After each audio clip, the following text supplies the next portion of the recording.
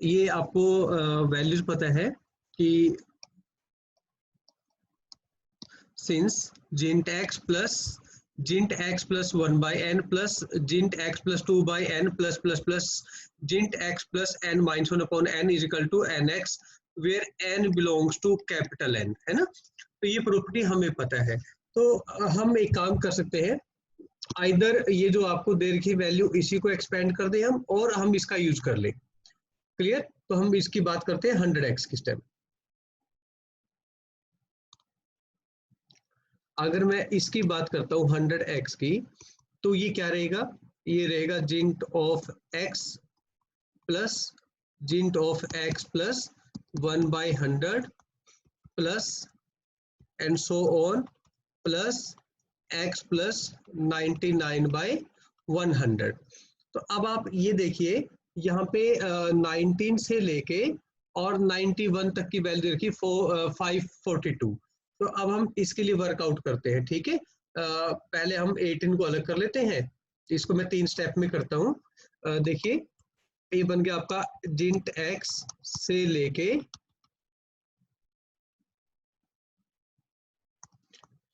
जिंट x plus 1 by 100, फिर plus plus plus plus GINT x plus 18 by 100, ठीक है।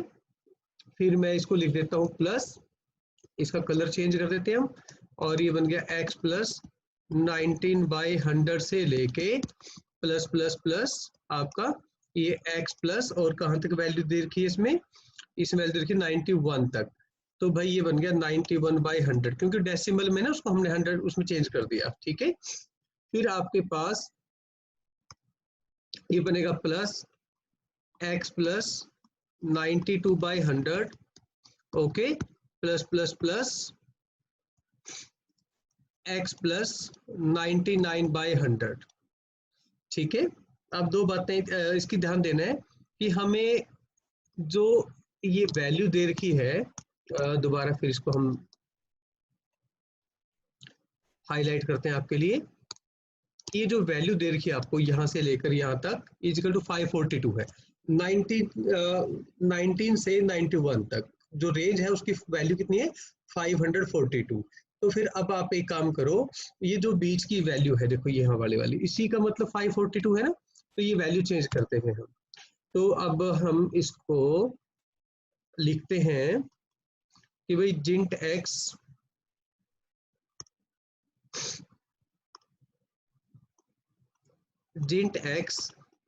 Plus GINT x by 100 plus plus plus plus GINT x plus 18 by 100, okay. फिर आगे plus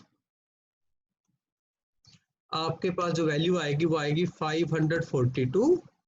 फिर जो value आएगी आपकी वो आएगी plus GINT x plus 92 by 100, फिर plus plus plus plus x plus 99 by 100। अब इसमें तो कोई दो राय नहीं है, कोई प्रॉब्लम नहीं होनी चाहिए, ठीक है। तो अब हम इसको और सिंप्लीफाई करते हैं। ये आपके पास 542 तो अलग से आ गया, ठीक है। और यहाँ पे कितनी वैल्यूज है देखो जिंट की। अगर मैं यहाँ पे बात करता हूँ कि जो सम ऑफ फ्रैक्शनल है, अगर मैं अब एक वैल्यू का यूज करें हम, आप ये समझो, आपको पता है जिंट x प्लस में जो जिंट y है उसकी वैल्यू क्या होती है, या आप यूं कहो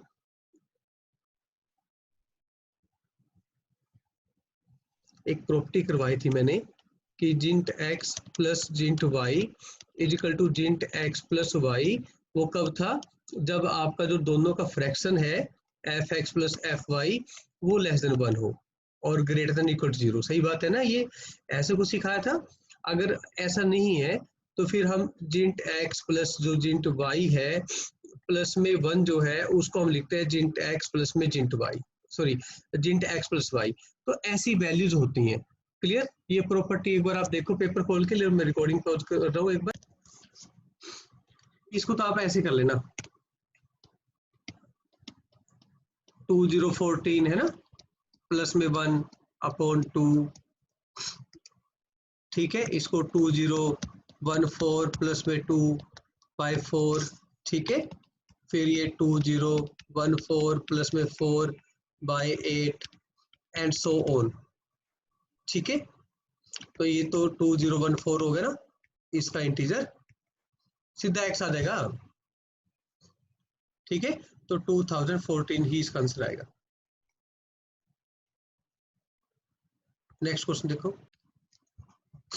Here in this case we consider two conditions when x is integer or another x is not an integer। तो आप इन जनरल आप लेके चलो, पहले तो आप केस 1 लेके चलो।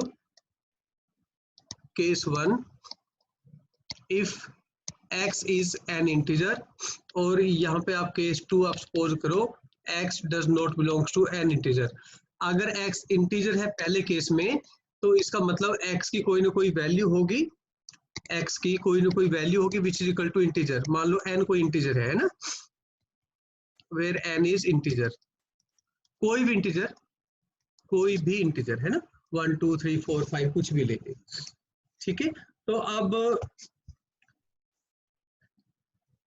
अब आप देखो लेफ्ट हैंड साइड में, देखो लेफ्ट हैंड साइड जो है वो क्या बनी, 2 इंटू एन, तो मतलब 2n ही बन गया क्योंकि n इंटीजर है भाई, ठीक। तो 2n भी इंटीजर होगा।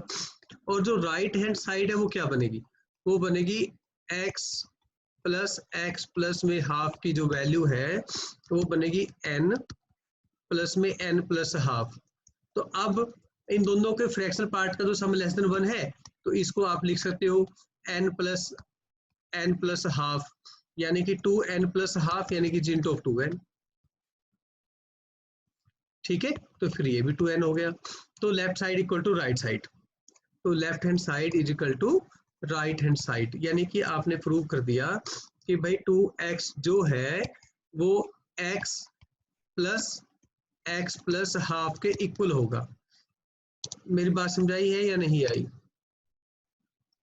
ठीक है। अच्छा, एक सिंपल सी बात है, मैं अभी एक बार रिकॉर्डिंग आपके लिए पॉज कर रहा हूँ, फिर डिस्कस करते हैं। अब नेक्स्ट केस में, केस 2 था जो आपके पास, उसमें क्या है, x इंटीजर नहीं है, ठीक है ना। If x is not integer for case number 2, अब ये देखो ना, x इंटीजर नहीं दे रखा। Case 2, if x is not an integer, then x कोई n प्लस में कोई फ्रैक्शनल पार्ट होगा, f कोई फ्रैक्शनल पार्ट होगा ना x का, ठीक है। ये लेके चल पड़े हम, where n is integer, where n is integer, ये जरूरी है लिखना, ठीक है। नेक्स्ट आप देखो, पहले राइट हैंड साइड की ही वैल्यू देख लो क्या बनेगी। तो जो राइट हैंड साइड है वो क्या रही, राइट हैंड साइड थी आपका x प्लस में 1/2। अब इसके लिए जो वैल्यूज बनी आपकी वो क्या बनी है, देखो ये बनेगा n प्लस में हाफ प्लस n प्लस में f प्लस में हाफ, ठीक है। n plus f plus half का जिंट। अब ये जो वैल्यू है ये तो आपका n ही बनेगा, ठीक है। अब देखो बच्चों, अब यहाँ पे देखिए, अब ये तो फ्रैक्शनल पार्ट है, अब ये कन्फर्म है कि ये n है, तो इसको मैं लिख सकता हूँ n plus GINT of this value, okay. अब इसके बाद देखिए, ये बना आपके पास 2n प्लस, अब ये जो f प्लस में हाफ है, अब इसके बारे में बात करनी है। तो बेटा अब देखिए ध्यान से, इसको मैं यूं करके लिख देता हूं, ये बनेगा 2n प्लस में 0 या फिर 2n प्लस में 1। अब ये कैसे, अगर f प्लस में हाफ लेस देन 1 हुआ तो बनेगा 0, क्योंकि ये वैल्यू 0 तो देखो बन नहीं रही। अगर लेस देन 1 बना तो 0। अगर ये वैल्यू f प्लस हाफ जो है 1 और 2 के बीच में हुआ, मतलब ये वैल्यू 1 और 2 के बीच में हुआ, मतलब पॉइंट जैसे 99 और 0.99, तो ये 2 से छोटा होगा ना, तो 2 से छोटा हो जाए और 1 से ग्रेटर हो जाए, तो फिर ये 2n+1। अब ये थी आपकी राइट हैंड साइड। अब हम लेफ्ट हैंड साइड के बारे में बात करते हैं। तो जो राइट है सॉरी लेफ्ट हैंड साइड है उसके बारे में बात करते हैं। लेफ्ट हैंड साइड वो क्या था, वो था आपके पास 2x। तो ये क्या बना, ये बना 2 इंटू एक्स की वैल्यू n प्लस में f। तो अब ये जो वैल्यू बनी ये क्या बनी, ये बन गई 2n प्लस में 2f। अब 2n+2f, अब अगर इसकी बात करें तो 2n तो बाहर आ जाएगा, अब रह गया ट्वाइस ऑफ f का सिग्मा सॉरी जिंट। तो अब यहाँ पे जो वैल्यू बनी वो बन गई 2n प्लस, अब 2f देखो, f फ्रैक्शनल पार्ट है, f क्या है, फ्रैक्शनल पार्ट है। अब इसकी वैल्यू क्या हो सकती है, f तो 0 और 1 के बीच में होता है, ठीक है। तो हम ये डिस्कशन करते हैं नेक्स्ट पेज पे। ये एक क्वेश्चन आपको दिख रहा है स्क्रीन पे, ये आपने खुद ट्राई करना है।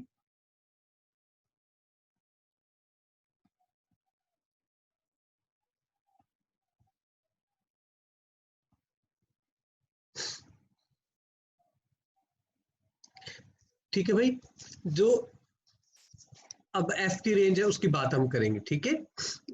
तो अब ये एक तो 2n आ गया, और 2f की जो वैल्यू है वो क्या रहेगी 2f की। देखो अगर f आपका 0 और 1 के बीच में ही होता है ना, तो 0 और 1 के बीच में क्या क्या आ सकता है, एक लाइन लगाओ, नंबर लाइन।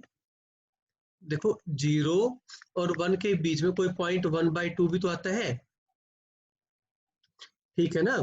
अगर ये 1/2 आता है, देखो अभी इस पोर्शन में बात करें हम, सिर्फ इस पोर्शन की, अगर f 0 और हाफ के बीच में है, ठीक है ना, मतलब आप देखो ना, अगर f भाई 0 और हाफ के बीच में है, ठीक है, तो फिर जो 2f है वो 0 और 1 के बीच में होगा, तो फिर 2f की वैल्यू 0 बन जाएगी। Then GINT of 2f is equal to 0। अगर f 1/2, ठीक है, अगर f 1/2 और 1 के बीच में हुआ, ठीक है जी, हो सकता है ना ऐसा, तो फिर यहाँ पे जो 2f है वो क्या बनेगा, वो बनेगा 1 less than equal to 2f और लेस देन 2, ठीक है। तो फिर जो जिंट की वैल्यू है वो क्या रहेगी आपकी, वो 1 रहेगी, ठीक है। मेरी बात समझाई। तो फिर यहाँ पे हम इसको हम क्या लिख सकते हैं, 2n प्लस या तो 0 या फिर 1। अगर f 1/2 से छोटा और 0 हुआ, या फिर यहाँ पे 1/2 से बड़ा और 2 के सॉरी 1 के बीच में हुआ, सही बात है ना। तो फिर जो आपकी वैल्यू है वो क्या बनी, तो आपके पास जो ये वैल्यू थी ये बनेगी आपकी 2n या फिर 2n+1, ये बनेगी आपके पास या तो 2n या फिर 2n+1, ठीक है। बोथ द केसेस इंक्लूसिव, तो डिपेंड करता है f के ऊपर। मेरी बात समझाई। तो hence the result is established. Clear. अब आपके पास डिस्कशन होगी। अब ये आपने करना है, जैसे वहां पे f को हमने 2 पार्ट में डिवाइड किया ना, 0 और हाफ और 1 के बीच में, तो इसके लिए मैं आपको हिंट दे रहा हूँ, इसमें जो फ्रैक्शन पार्ट है वो 3 हिस्से में लेके चलना पड़ेगा आपको, एक 1/3, एक 2/3 और एक यहाँ पे 0 और यहाँ पे 1, ठीक है। नहीं निकलेगा तो फिर हम कल डिस्कस करेंगे क्लास में। वैसे मुझे लगता है आपको दिक्कत नहीं आनी चाहिए इसमें। इसके बारे में बताओ, ये अगेन बड़ा कंसेप्चुअल क्वेश्चन है, इसमें कुछ और चीज सीखने की पड़ेगी, जरूरत पड़ेगी आपको, कंसेप्चुअल।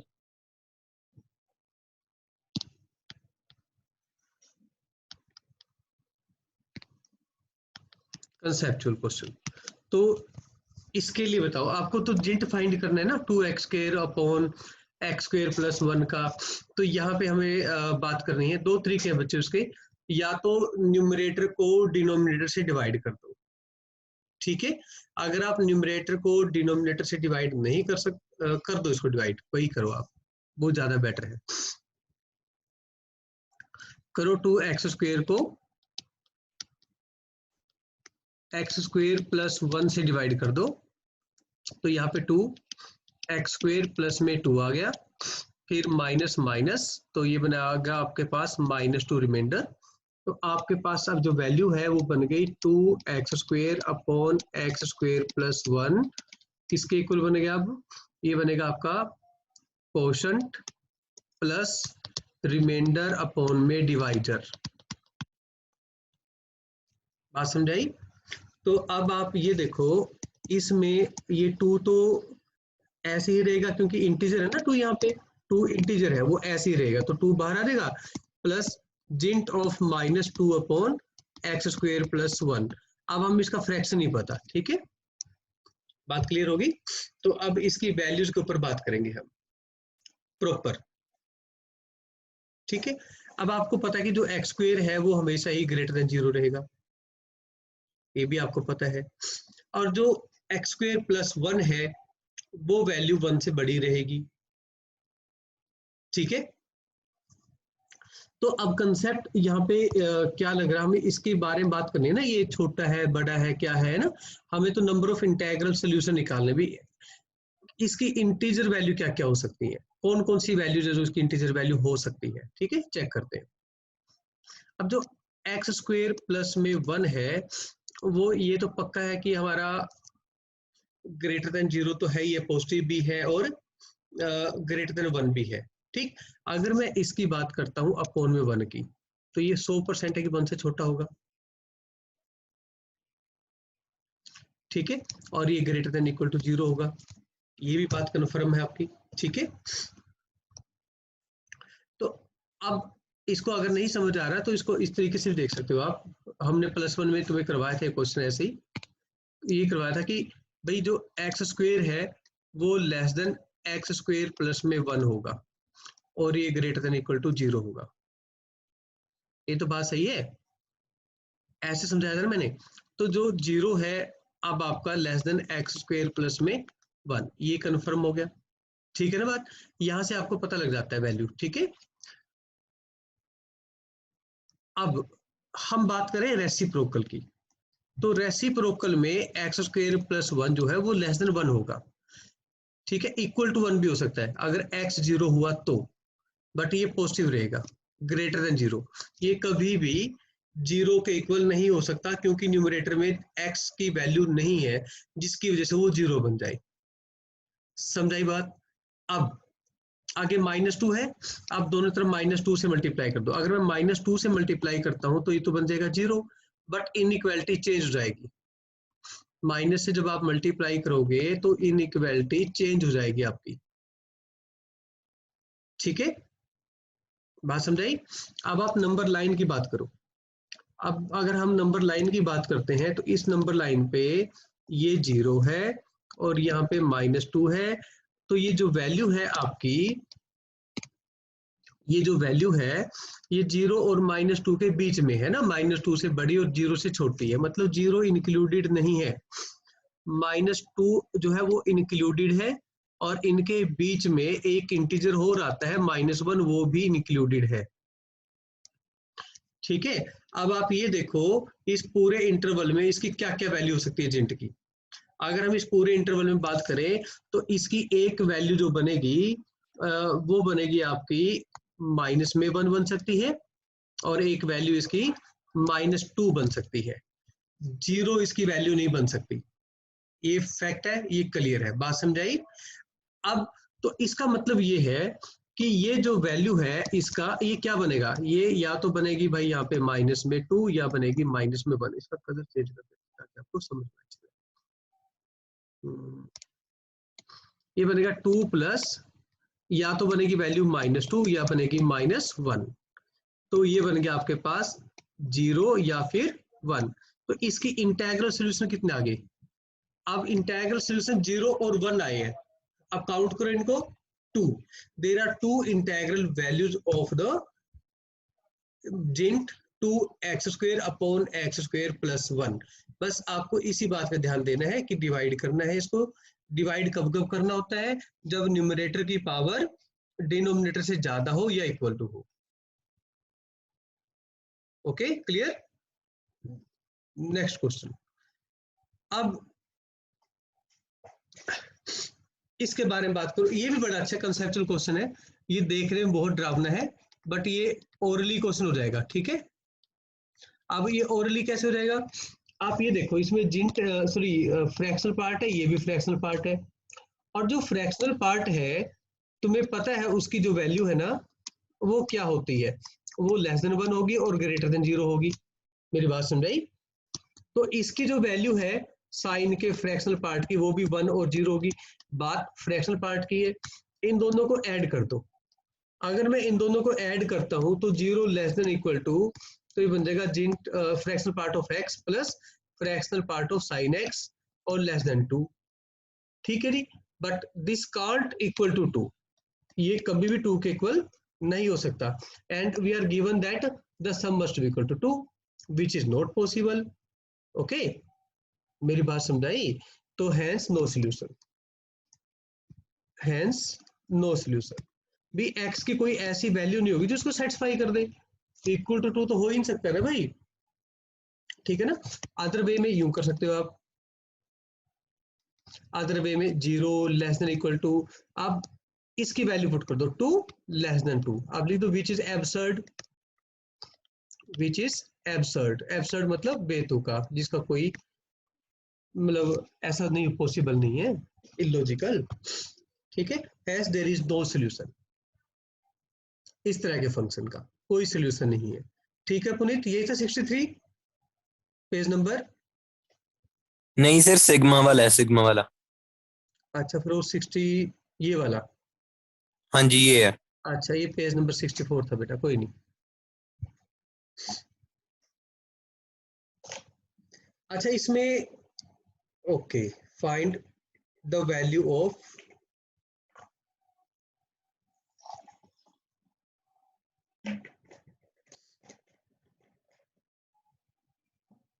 अच्छा फ्रैक्शनल पार्ट की वैल्यू क्या होती है भाई? 0 और 1 के बीच में। चलो इसको ना एक्सपेंड करते हैं प्रॉब्लम को हम, ठीक है? आपके पास है system GINT x plus sigma r is equal to 1 से लेके 2014 तक, और ये बना आपके पास fractional part of x plus में r अपॉन 2014। ओके, अब थोड़ा सा रफ वर्क आपके लिए यहाँ पे मुझे एक चीज नजर आ गई है। अच्छा, एक बात बताओ बच्चों, r की वैल्यू 1 से लेके 2014 तक है ना, 2014 तक। तो यूं बताओ, अगर मैं x प्लस में 1 की बात करूं तो क्या ये ऐसे नहीं बनेगा, क्योंकि ये तो इंटीजर है। बात फ्रैक्शनल पार्ट की हो रही है सिर्फ, ठीक है? बात फॉलो कर गए? ऐसे ही x प्लस 2 होगा तो क्या होगा? तो ये भी फ्रैक्शनल पार्ट इसका तो यही होगा। भाई 2 प्लस x का फ्रैक्शनल पार्ट तो ये बनेगा ना, ठीक है? अगर यह जिंट होता तो 2 बाहर आ जाता। Now we are talking about fractional part of that only, x के फ्रैक्शनल पार्ट के ऊपर वर्कआउट हो रहा है, ठीक है? तो यानी कि x प्लस r का फ्रैक्शनल पार्ट x ही होगा if r is some integer.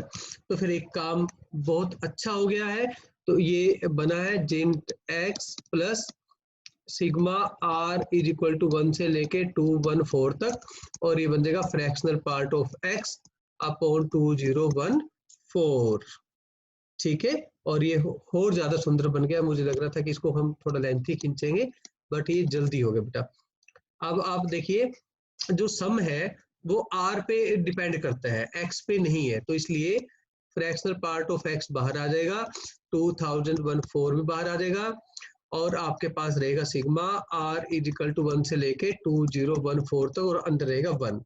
तो आपको ये पता है कि सिग्मा 1 की जो वैल्यू वो n होती है ना, जब r 1 से लेके n तक होता है। तो फिर इस सिग्मा की जो टोटल वैल्यू है वो क्या बनी आपके पास? ये कुछ ज्यादा ही आसान बन गया बच्चों, ठीक है, सोचने से ज्यादा आसान बन गया ये, और ये कैंसिल हो गया, ठीक है। और ये बना आपका जिंट x प्लस में फ्रैक्शनल पार्ट ऑफ x, ये सारा ऐसे इक्वल टू होता जा रहा है ना, तो फिर ये टोटल वैल्यू क्या होगी? ये x के इक्वल होगी, क्योंकि जिंट x प्लस में फ्रैक्शनल पार्ट जो है वो x होता है। क्लियर? सबको समझ आ गया बच्चे? भाई समझ आ गया सबको ये क्वेश्चन? हाँ जी sir. Yes sir. Okay good. Next question पे आ जाओ बेटा। क्वेश्चन नंबर आपका 15, पेज नंबर 65 जो मैंने आपको ऑलरेडी सेंड की फाइल। अच्छा, इस तरह के क्वेश्चंस में एक खास बात आप नोट करना बच्चों, जब इस तरह के क्वेश्चन होते हैं उनको आप एक्सप्रेस करो in terms of fractional part of x and GINT x। Clear? तो फिर एक काम करते हैं, in above equation put x is equal to GINT x plus में फ्रैक्शनल पार्ट ऑफ x, ठीक है। तो फिर जो ऊपर वाली इक्वेशन है वो क्या बनी?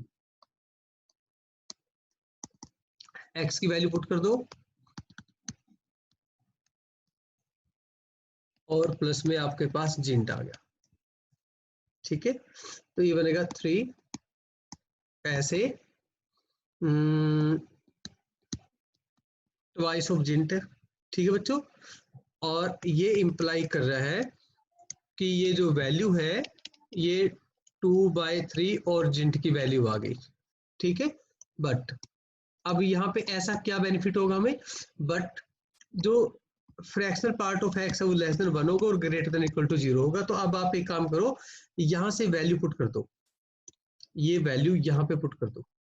तो ये बन गया आपके पास 0 लेस देन इक्वल टू 2/3 और जिंट x और लेस देन आ गया 1।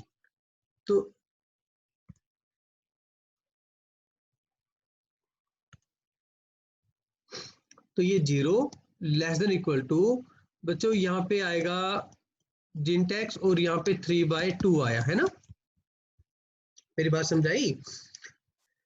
0 less than equal to GINT x less than 3/2। अब आपको जिंट के ऊपर वर्क आउट करना है कि जिंट की पॉसिबल वैल्यूज क्या क्या हो सकती हैं यहाँ पे, कि वो 0 और 3/2 के बीच में आए। तो फिर जो यहाँ से ये पता लगा कि जो जिंट x है या तो 0 बनेगा या फिर 1 बनेगा, क्योंकि 3/2 है ना बच्चों, ठीक है। अब ये ऐसा क्यों सोचना है? क्योंकि तो जिंट है, तो ये 0 और 3/2 के बीच में है, जिसके बीच में एक वैल्यू 1 भी आती है। तो बीच में इंटीजर कौन कौन सा है? सिर्फ 2 इंटीजर आए आपके पास, है ना। एक 0 क्योंकि वो भी इंक्लूडेड है इसलिए ले लिया हमने, ठीक है। तो यहाँ पे दो बातें करो, अगर जिंट x इज इक्वल टू 0 हो तो आपको पता है ना x क्या होगा? x होगा greater than equal 0 but less than 0 plus में 1, यानी कि 0 less then x less than 1। एक तो बना ये वाला केस, ठीक है। फिर दोबारा देखो, if GINT x is equal to 1, तो जो x है वो 1 और less than equal to 1 plus में 1, लेस देन इक्वल टू नहीं आएगा वहां पे इक्वल टू नहीं आता, ठीक है।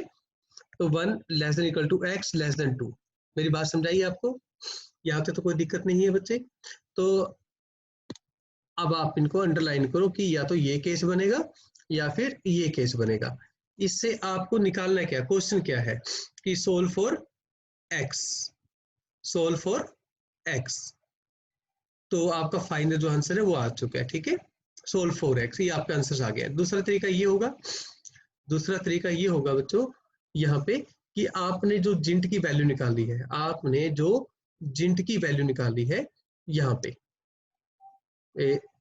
यहाँ पे है ना, इन वैल्यूज का यूज करो यहाँ पे कि x की वैल्यू क्या होगी, ठीक है। अगर जिंट 0 है तो फ्रैक्शनल पार्ट क्या रहेगा? ये लो, हमने इसको इकट्ठा कर देते हैं, ठीक है।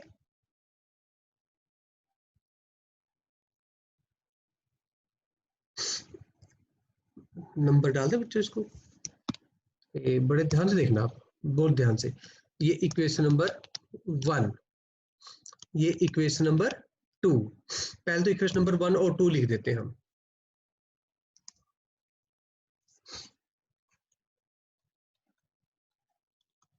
Rewrite 1 and 2। तो बच्चों जो 1 था वो तो x की वैल्यू थी आपकी जिंट x प्लस में फ्रैक्शनल पार्ट ऑफ x, है ना, ये इक्वेशन नंबर 1 थी आपकी, ठीक है। और जो इक्वेशन नंबर 2 थी वो थी कि जो फ्रैक्शनल पार्ट है आपका वो क्या होगा। जो फ्रैक्शनल पार्ट था आपका वो था 2/3 जिंट x। फ्रैक्शनल पार्ट क्या था, 2/3 जिंट x, ये इक्वेशन नंबर 2 थी। तो कंबाइन करो 1 एंड 2 को। अगर मैं कंबाइन करता हूं तो जो x की वैल्यू है वो बनी जिंट x प्लस में 2/3 जिंट x, यानी कि 5/3 जिंट x, ठीक है। अब यहाँ से एग्जैक्ट वैल्यूज आ जाएंगी, वो तो इंटरवल की वैल्यू थी ना, अब एग्जैक्ट वैल्यू आएंगी क्योंकि वहां पे अब यहाँ देखिए आप, अब देखो if GINT x equal to 0, तो जो x की वैल्यू है वो आएगी 5/3 इंटू 0 यानी कि 0। If GINT x is equal to 1, okay, then x is equal to 5/3 into में 1 यानी कि 5/3। तो ये आपके सॉल्यूशंस आ गए हैं, x की वैल्यूज आ गई आपके पास। ओके, समझ आ गया सबको, क्लियर है बच्चों।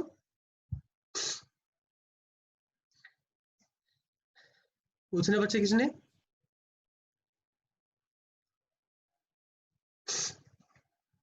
भाई कुछ पूछना है इसमें से।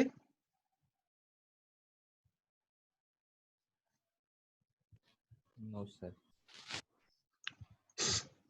अच्छा अब ये, सर इंटीग्रल वैल्यू में सिर्फ इंटीजर्स ही लेने हैं? हाँ जी, अगर उसमें इंटीजर वैल्यू पूछा है तो इंटीजर ही लेने हैं। ठीक है। अब इसके बारे में बताओ, ये आप ट्राई कर लोगे, ठीक है, ये आप कर लेंगे ट्राई। मैं आपको इसका फिर हिंट लिख देता हूँ, सेम वैसे ही क्वेश्चन ऊपर की तरह, कि आप x की वैल्यू क्या लिखेंगे, जिंट x प्लस में fractional part of x, okay, GINT x plus fractional part of x, और फिर आप फ्रैक्शनल पार्ट के लिए सोल्व कर लें, बिल्कुल सेम वैसे वर्कआउट करना है जैसे अभी थोड़ी देर पहले किया था। कर लेंगे आप? यस।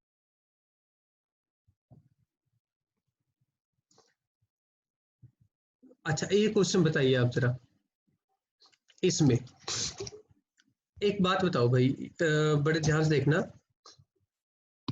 इस पर्टिकुलर क्वेश्चन में यहाँ पे पाई है ना, और जो tan है वो कब 0 बनता है, जो tan है वो कब 0 बनेगा। अब यहाँ पे एक सिंपल सी बात है कि जो जिंट x है वो भी आपको पता है कि लेस देन 1 और ग्रेटर देन इक्वल टू 0, और एक ये इसमें अभी हमने थोड़ी देर पहले क्वेश्चन किया था सेम ऐसा ही, तो ये भी 1 है।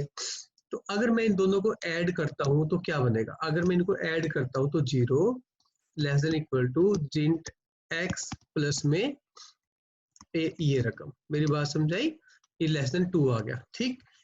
तो सिर्फ एक ही कंडीशन फुलफिल हो रही है इसमें, इक्वल टू 0 वाली, बाकी कोई कंडीशन फुलफिल नहीं हो रही, मेरी बात समझाई है। तो वो x की कौन सी वैल्यू होगी, तो वो तभी पॉसिबल है जब दोनों का सम 0 हो, क्योंकि देखो ना मेरी बात सुनो, यहाँ पे एक खास बात तो पक्का है ना कि भाई ये भी पॉजिटिव होगा, ठीक है ना, और जो tan पाई x है ये भी पॉजिटिव होगा, अगर ये मतलब 0 नहीं हुए तो, है ना। मैं यूं कहता हूं कि if GINT x is non zero और tan pi x is non zero, then तो फिर ये भी पॉजिटिव और ये भी पॉजिटिव, तो दो क्वांटिटी जो पॉजिटिव है उनका सम कभी भी 0 नहीं बन सकता, मेरी बात क्लियर हो गई। तो इसलिए ये जो केस है कि GINT x is positive tan x is positive, ये नेग्लेक्ट हो गया, है ना, ये नॉट पॉसिबल है इस केस में, यहाँ पे ये जो केस है ये नॉट पॉसिबल है, मेरी बात समझाई। फॉर द अबव इक्वेशन, तो ओनली कंसिडरेशन किस पे रहेगी, ये पे, ठीक है। इसका मतलब ऐसा नहीं होना चाहिए, ओके। तो इन द अबव व्यू, अगर मैं ऊपर वाली कंडीशन देखूं तो इसने बोला कि ये जो रकम है ये भी 0 होनी चाहिए और जो ये tan पाई x है ये भी 0 होना चाहिए, ठीक है। तो ये तो 0 तब होगा जब x 0 है, और ये कब 0 होगा, जब x कोई भी इंटीजर है। x क्या हो, कोई भी इंटीजर। अब इंटीजर होगा 0 प्लस माइनस 1 प्लस माइनस 2। अब इन दोनों में कॉमन कौन सा है, 0। तो फाइनली x की वैल्यू क्या रही, finally x is equal to 0। Only single condition रहेगी इसमें कि x 0 होगा तो ही ये पॉसिबल है, अदरवाइज पॉसिबल नहीं है। अच्छा, ये एक ही क्वेश्चन रह गया बच्चों, बस रिकॉर्डिंग पॉज कर रहा हूँ, अब बताना जरा इसके बारे में। तो ये कंफर्म हो गया इसमें कि being a square root function, being a square root function to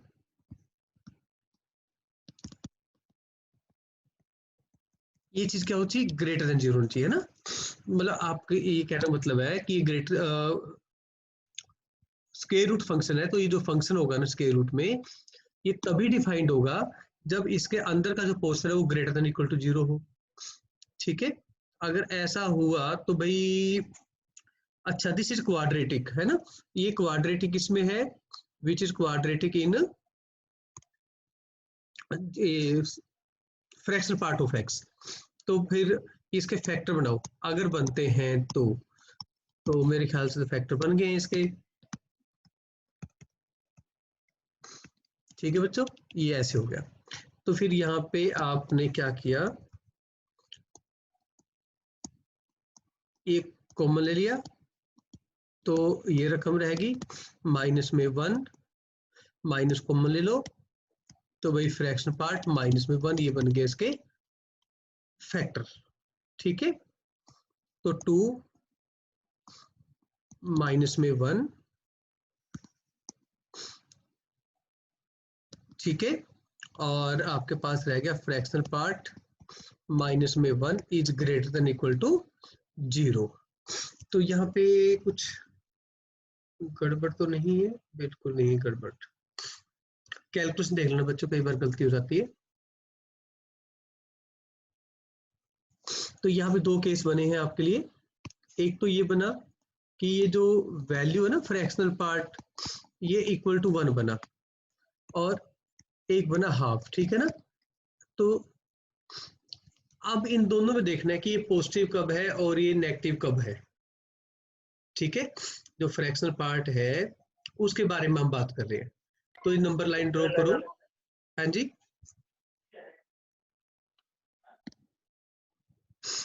अब ये बताओ, क्या कभी फ्रैक्शनल पार्ट इक्वल टू 1 हो सकता है, बिल्कुल नहीं हो सकता है ना, नॉट पॉसिबल। ऐसा क्यों नहीं हो सकता, because fractional part is always less than 1 but greater than equal to 0।